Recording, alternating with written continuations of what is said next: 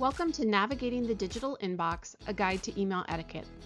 In the bustling world of a high school student, communication is a constant.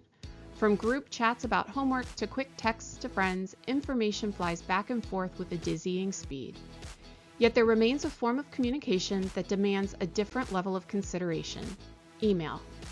For many high schoolers, email is a tool reserved for communicating with teachers, administrators, and potential employers, people who hold a certain authority and expect a degree of professionalism. In this presentation, we're going to cover a number of tips that will help you write emails that communicate effectively. A well-crafted email can leave a lasting positive impression. However, a poorly written one can do the opposite. Mastering the art of professional email communication is not just about using the right words, it's about demonstrating respect, clarity, and competence. First, and arguably most important, is to use a professional email address. When communicating with your teachers, you will be using school district email accounts. But when communicating with college admissions officers, scholarship organizations, or potential employers, you will want to create a personal, professional email account. While skaterboy99 at email.com might have been a fun choice in middle school, it sends a message of immaturity. Your email address is your digital signature, and it should reflect your name and a level of seriousness. A simple format like first name, last name at email.com, or a variation that includes a middle initial or a few numbers is best. This simple step immediately shows that you understand the context of the communication and are treating it with respect. Once you have a professional email address, the next step is to master the art of the subject line. Think of the subject line as the headline of your email. It should be concise, clear, and informative. A good subject line tells the recipient exactly what the email is about. Instead of something vague like question or a blank subject line, use something specific like question about the English essay or absence from fourth period. This not only helps your teacher locate your email quickly, but also shows that you've taken the time to be thoughtful and organized. Always begin with a proper salutation. Hey or yo are acceptable for friends, but for a teacher or a coach, a more formal greeting is necessary. Use Dear Mr. Smith, Hello Mrs. Jones, or Hi Coach Miller. The use of a title and a last name is a sign of respect and acknowledges the professional relationship. Following the salutation, a brief introductory sentence is often helpful. I hope you're having a good week, or I'm writing to you about, can set a polite and clear tone. The core of your email should be a well-organized and concise message. Get straight to the point without being abrupt. State your purpose clearly and provide all necessary information. If you're asking a question, be specific. Instead of "What did I miss in class?" ask, "Could you please tell me what assignments I missed in English yesterday?" Or, "Could you clarify the due date for the history project?"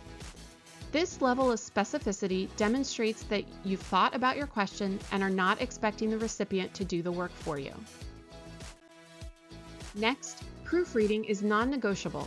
Typos, grammatical errors, and a lack of capitalization can make an email difficult to read and give the impression of carelessness. Take the extra minute to reread your email before you hit send, or even use a spell checker to catch any errors. A crucial component of email etiquette is to understand the tone you are conveying. Unlike a face-to-face conversation, email lacks nonverbal cues like facial expressions and tone of voice. As a result, it's easy for a message to be misinterpreted. Avoid using all caps, excessive exclamation points, or emojis, which can come across as aggressive or unprofessional. Maintain a polite and respectful tone throughout the email, even if you're expressing frustration or a complaint. Phrases like, "I would appreciate it if you could," or "Thank you for your consideration," can soften a request and maintain a positive relationship. End your email with a professional closing and your full name. Phrases like "sincerely," "best regards," or "thank you" are all appropriate.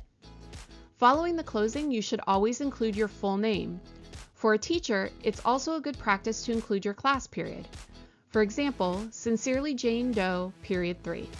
This helps them quickly identify who you are without having to search through their records. Finally, Checking your email regularly should be a priority for you. By making it a habit, you can respond quickly to important requests from teachers, coaches, or clubs, ensuring you never miss a deadline or an opportunity. Staying on top of your inbox helps you manage your time and responsibilities effectively, reduces the stress of a mounting pile of unread messages, and keeps you from missing out on things like scholarship deadlines, job opportunities, or important updates. In the school counseling office, we send out many important emails that are time sensitive.